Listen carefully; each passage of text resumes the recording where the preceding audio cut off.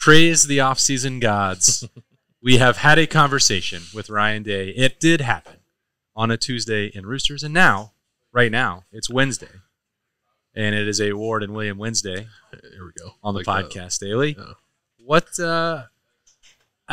did you take from that? It was nice to have an opportunity to talk with Ryan Day. It wasn't like X's and O's deep into the roster because it is late May. because I wasn't there to pepper him with questions he doesn't want to answer in late May.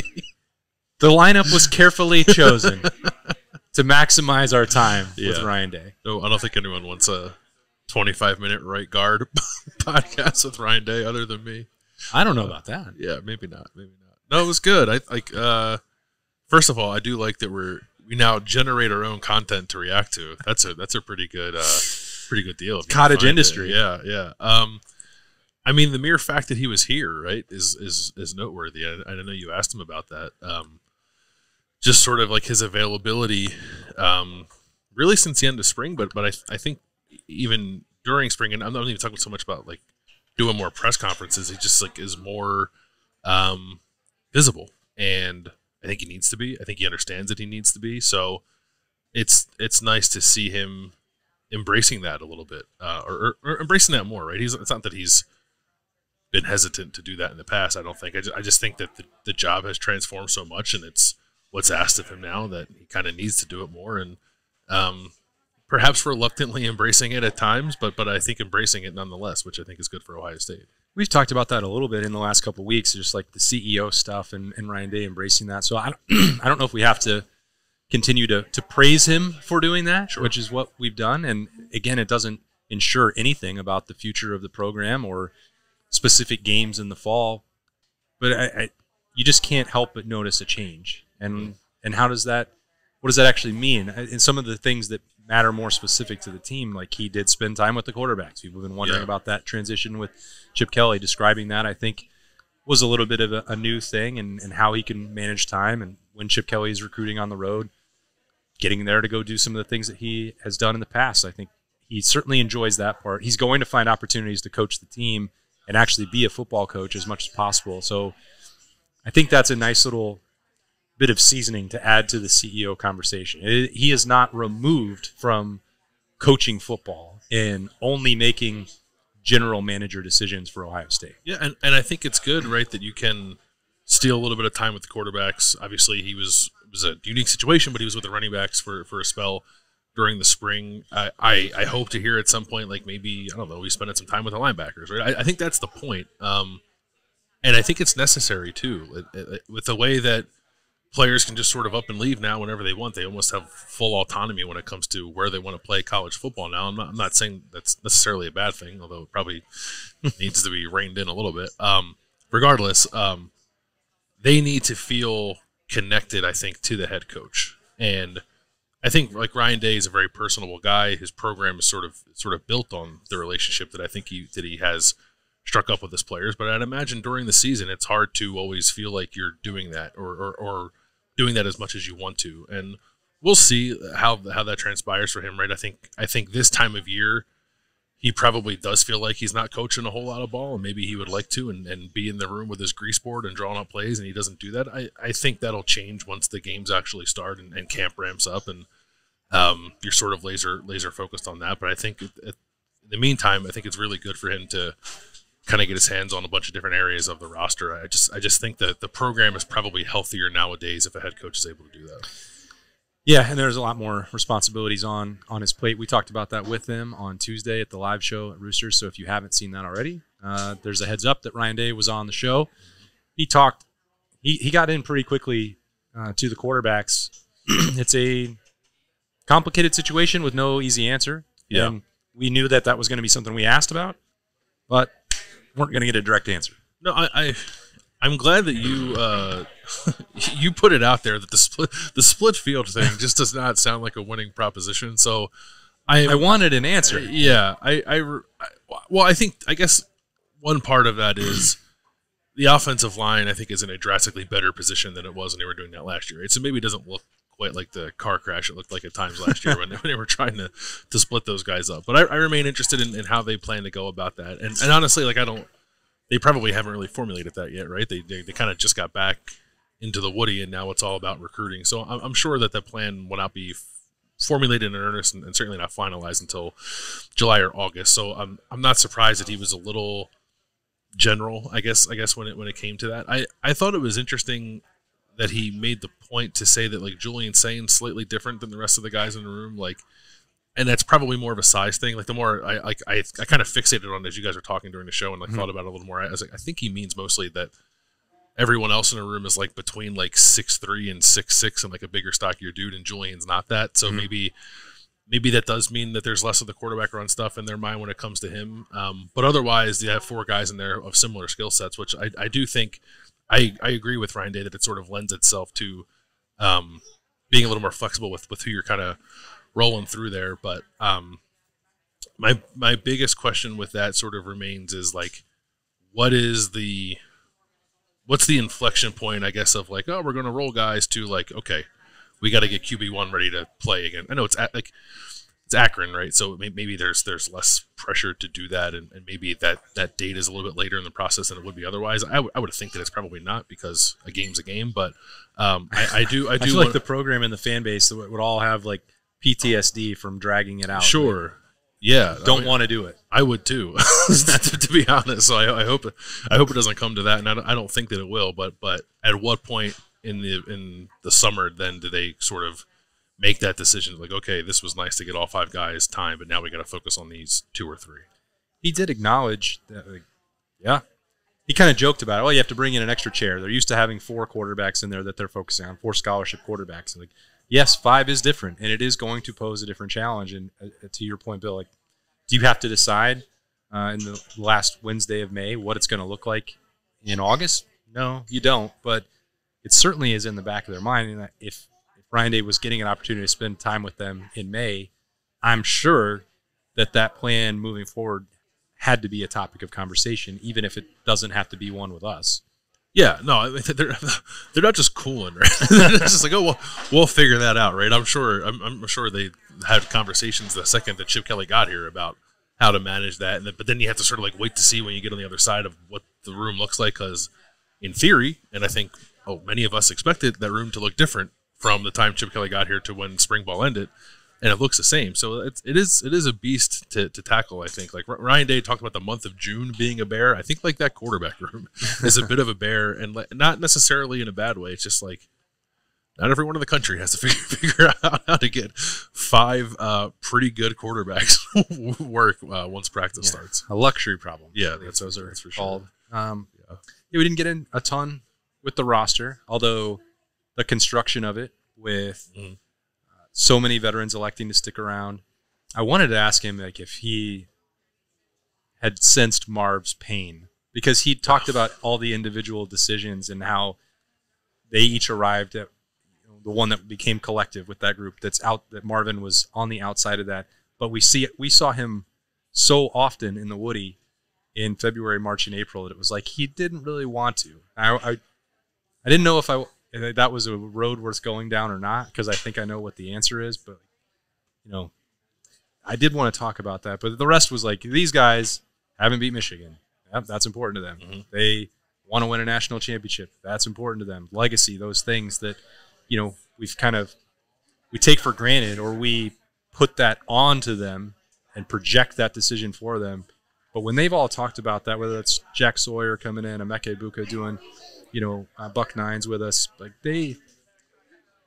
that seems to be legitimate, and it flies in the face of the notion that, yes, Ohio State they are paying them. They're getting NIL money to stay. That made the decision easier, but it undercuts this notion that Ohio State just purely bought a roster.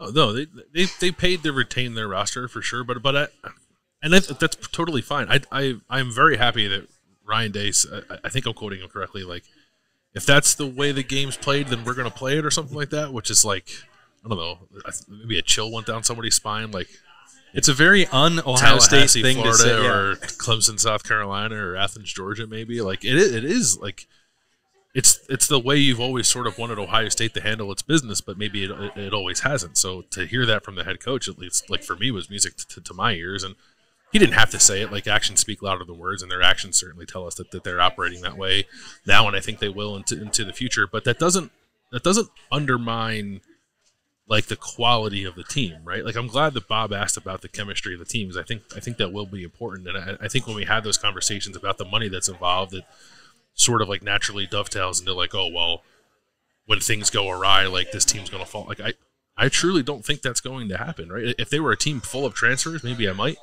but they're not. And just because these guys are making a little bit of money now doesn't mean they care less. And the core of this roster, I believe, cares tremendously about the legacy that they're going to leave, despite the fact that they're getting paid to be here. So like that to me is more important than the monetary part of it. It's like, do we have many conversations about whether or not NFL players like care whether or not they win? Like, of course they do, even though they're millionaires. So like, these guys care about leaving the right mark at Ohio State. So they all came back to do that. And that's a really powerful motivator. Again, it's one thing to talk about it in May, and another for them to face adversity again, which at some point will happen to them, whether that's at Oregon, whether that's on the road at Penn State, whether it doesn't happen at all in the regular season, and it's not until the playoff. But having this veteran core that has experienced that all those things being taken away from them repeatedly and never actually reaching the mountain, like I think that carrot is significant for a bunch of guys who are already really high achievers. Like They made that point as well. You don't show up at Ohio State like unwilling to compete for everything that you've got in your life. So take that, and then that's the top 10% of the roster, and then trickling down, hey, you cannot slack off in any of these summer workouts. Like, we're trying to do something here and bring them along. It goes back to these guys saying natty or bust, and like that can be infectious. You can at times put too much pressure on yourself, but these guys know that there had to have been missteps along the way, whether it was in games, whether there was I think something they felt like they could have done more in the summer. I don't know. It'll be different for every single person, but you have enough leadership on this team that shouldn't be the thing that trips up Ohio State. I would think not. I guess I'll ask you that. Like, I know the times of the year, the pressures involved with this winter and spring are, frankly, don't even compare to what they're going to feel like when the season starts, and the weight of natty or bust, I think, really starts to kind of like land home. But I've never once like thought to myself like, this team's not ready to like carry that burden. Like, and maybe this is the wrong time of year to even try to gauge that. But like, have you felt like they've been pretty gung ho about owning that this offseason? I agree with Bob, and it's hard to put your finger on exactly why or how. There is a different sense around this team. I don't want to characterize it as a different confidence, because that would be, disrespectful to Marvin Harrison Jr. or C.J. Stroud. They certainly were not lacking in that. It wasn't the one thing that pushed Ohio State as a roster over the top. And I wouldn't say it was because Ohio State, when they lost those games to Michigan, that they were undisciplined football teams. I definitely think that would be an incorrect assessment of them. Like, someone was making the point, maybe it was in those coaching rankings that we talked about a week or two ago, that's like Ryan Day has lost to Michigan in the Big Ten, and that's it. Yeah. And like in Columbus, certainly that's a massive deal, the most important one there is. And we point to that repeatedly as why there is hot seat conversation and can he survive this and that, and that this is the pivotal year. And all those things can be true, but also it can be true that he is only lost to one team and was a play short against Clemson, or a dozen plays short, or a one call against Clemson, or a field goal against Georgia away from something that's very different. You don't want to be just close or one play away forever. You want to get to that point. Yeah. That's, I think, the new version of Ryan Day at the top is like, well, here's a reminder, Ohio State is 1% away. It may not be that hard for them to find it. I don't think so. Like, I guess there's two sides of that, right? You don't never, as a coach or a competitor or whatever, want to be defined as like, oh well, like they're really good except for when the stakes are the highest, right? And that's it's not even that Ohio State hasn't like shown up for those games. Like the game up in Ann Arbor a couple years ago got away from them, obviously, but like they've been there. They just haven't like kind of gotten over the hump in a lot of these games. The Georgia game was a tremendous showing. They didn't win in the end, right? So it's not like they show up there and then look like they don't belong there, but Ohio State should also show up there and win sometimes, right? And they haven't quite done that yet under Ryan Day, but for whatever reason, there's probably different reasons for all those losses. But I do think they are well positioned to like close the gap on whatever it is, and it's a bit of a moving target at times. It just feels like they have things aligned now. Ryan Day kind of retooling his role, the experience of this roster, frankly, like the scars of not doing it right. I think that helps too. Just seems like a lot of things are lining up for them to actually kind of close that gap, however big that gap is this year. Yeah. Was there anything else that perked your ears? I just remain very, very interested in this idea of like old winning in college football. And maybe it's just circumstantial because they happen to have a lot of guys back this year, but it seems like Ryan Day has like kind of embraced that idea, and it's like very much a college basketball, I think, thought process almost. Like I remember, not to bring up bad memories, but like Chris Holtman used to say that all the time, like old wins in college basketball. But I think if you follow who has won in college basketball, that is largely true. You're not seeing teams full of one-and-done freshmen win national championships anymore. And I think college football is trending in that direction. Like college football has always, on some level, been predicated upon experience, right? If you look at maybe not necessarily national championship rosters, but like teams that make massive jumps one year over another because they have more experience, right? That's kind of obvious, I think. But 21-year-olds generally beat 18-year-olds. They do, right. But like we're not entering, we're in it. We're now in a place where like teams that recruit as well as Ohio State and the Georgias of the world and probably still the Alabamas like can supplement that with like basically going to get whoever they want and or paying to retain whoever they want. And it's like that is a terrifying proposition, I think, for like Ohio State to be as talented as it always is and always has been, but also now having a slightly easier path to like being more experienced year over year. And we're only like a 1 year sample size, so I hesitate to say like that's what they're going to embrace moving forward, but I'm interested in it. I'm interested in that idea for a place like Ohio State with the resources that it has to be one of the more experienced teams in college football year over year, because that's scary. Yeah, continuity and consistency, and then when you're then trying to plug holes, not with a true freshman, but I don't know, someone who's won a conference championship in another league at quarterback or been one of the most decorated rushers in the SEC, like that's selectiveness of the roster. And like, I guess, it is NFL free agency style, but those really good teams that win trophies aren't hoping that they hit on a rookie to take them over the top. And if that has become like sort of the hack that Ohio State has figured out with its approach, like, we'll see in 3 months, but yeah, it makes a lot of sense. It's always made sense to me. That always felt to me like a much more worthwhile investment than throwing a bag at a bunch of 17-year-olds. Well, if you want to hear more about that stuff directly from Ryan Day and you missed the Tuesday live show at Roosters, hop on over there anywhere you are getting the show and hear from the head coach of Ohio State directly. We've just been talking about what we heard from him here on a Wednesday edition of the Podcast Daily. So hopefully you enjoyed it. And we're going to be back again. Well, Bill's going on vacation to parts unknown. I'm just going to Philadelphia for a day. Oh, yeah. Parts known, Philadelphia. And he's going to have a great time there. I'm going to head down to Texas, but we'll still have Podcast Dailies coming your way the rest of the week. That's just Thursday and Friday because this last week of May is going fast, folks. And thank goodness for that. For Bill Landis, I'm Austin Ward. Thanks again for joining us. We'll talk to you tomorrow.